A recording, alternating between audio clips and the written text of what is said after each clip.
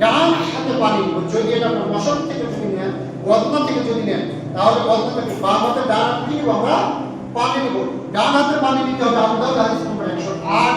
অতঃপর ডান হাতে পানি নিব, দুই হাতে কবজি করব, এতটুকু বলে কবজি, দুই হাতে কবজি পর্যন্ত তিনবার ভালোভাবে ধৌত করব। দুই হাতে কবজি পর্যন্ত ধৌত করা হাদিস সহিহ বুখারী 159, সহিহ মুসলিম 226 পৃষ্ঠা 287 নম্বর হাদিস।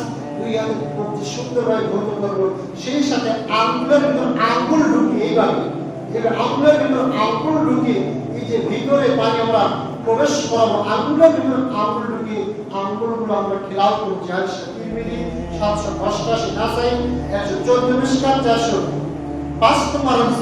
তো হাদিস আমরা পাইতেছি সেটি হচ্ছে আঙ্গুলের ভিতর আঙ্গুল ঢুকে খেলাও করার পাশাপাশি হাতে যদি আংটি যদি থাকে, পুরুষের পোশাক এবং অঙ্গ সজ্জার সাথে আলোচনায় বলা হয়েছিল পুরুষরা সোনার আংটি ব্যবহার করতে পারবে না। পুরুষরা কোন কোন আংটি ব্যবহার করতে পারবে না?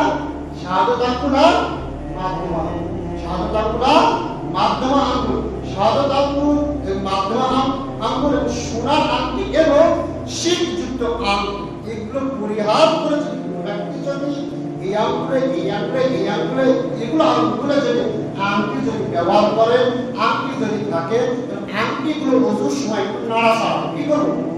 আংটিগুলো নাড়াচাড়া করবো যাতে করে আংটির ভিতরে যে অঙ্গটা রয়েছে সেই অঙ্গে যেন পানিটা প্রবেশ করে। আংটি নাড়াচাড়ার মাধ্যমে সেখানে আমরা পানি পৌঁছানোর চেষ্টা করি। হাদিস সহিহ বুখারী 165 নম্বর হাদিস। সুতরাং আমরা অবশ্যই দুই হাতে কবজি পর্যন্ত সুন্দরভাবে ধৌত করব, আঙ্গুল দ্বারা আঙ্গুলের মাঝখানে সুন্দরভাবে খিলাও করব, আংটি যদি থাকে আংটিটা সুন্দরভাবে নাড়াচাড়ার মাধ্যমে পানি প্রবেশ করাবো।